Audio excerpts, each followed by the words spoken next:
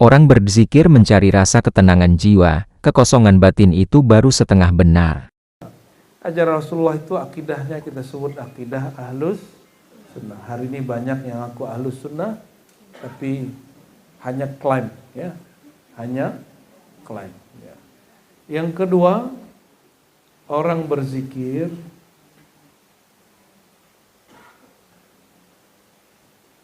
dia mencari rasa. Nah, ini level kedua orang berzikir. Apa yang dicari? Rasa, ketenangan, kekosongan. Ini hampir semua orang kebatinan, apapun alirannya, bahkan non-muslim sama. Dia sampai di sini. Nyampai ketenangan jiwa, kekosongan hati, kekosongan pikiran. Ini setengah benar, tapi nggak boleh berhenti di situ. Makanya banyak di tengah perjalanan saya berdakwah, mengajar, jumpa orang-orang begini, bahkan non-muslim. Ngobrol nyambung, tapi setengah nyambung. Kita ajak dia ngomong lanjutan, sudah bingung dia. Karena mereka hanya mencari rasa ketenangan.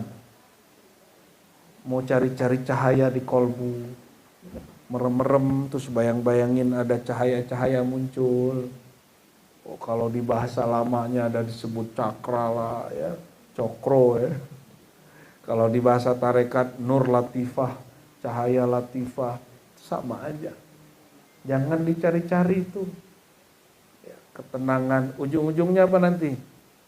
Muka syafah, penyingkapan alam gaib. Nah, maka mulailah tertarik ngecek isi kolbu orang. Mulai tertarik ngecek ini rumah angker apa tidak. Apalah Ustaz begitu. Tugas kita bukan ngecek rumah angker apa enggak. Tugas kita bukan mau ngecek kolbu orang atau enggak. Nah, ini hati-hati, banyak yang terjebak di sini, ya. Baik para pencari pejalan rohani, pesuluk salik, murid dalam zikir-zikir tarekat, apalagi mistism, ya, spiritualism, ya, orang-orang yang mencari dunia kebatinan, terjebaknya di sini yang banyak. Ya, kalau ini terbagi dua juga, terbagi tiga, ya. Pertama, dia suka dengan alam-alam sufliyah, alam-alam rendah. Suka ngecek-ngecek benda pusaka, keris, ngecek-ngecek, ya.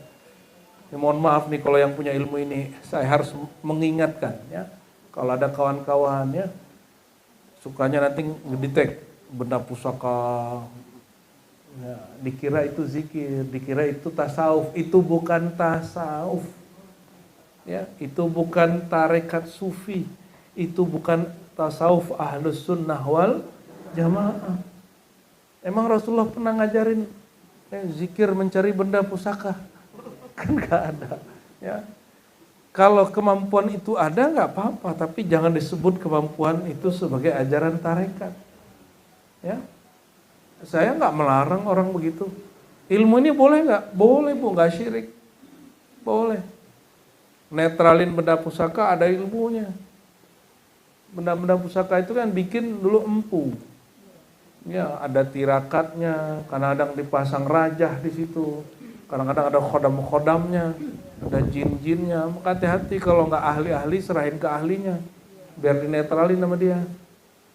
Ya. Kalau nggak sanggup ya nggak usah, kasih aja ke orang yang suka koleksi. Orang suka koleksi tapi nggak horor, itu biasanya nggak bermain tuh khodam-khodamnya, dia bingung khodamnya sama dia. Ini orang nggak percaya sama gua katanya. Lalu ini yang agak yang rendah, ini satu jenis, ya, suka kemudian mohon maaf sekali zikir-zikir ini kemudian untuk pengobatan, ya, pengobatan fisik. Zikir itu boleh ngobatin fisik, tapi tujuan zikir syifaun lima fis sudur, mengobati yang di dalam dada. Kalau ngobatin fisik pakai zikir sesekali aja, nggak boleh sering-sering. Makanya Rasulullah SAW kalau ada sahabat sakit, apa kata Nabi? Tadawau, cari dokter. Cari tabib, dulu namanya tabib.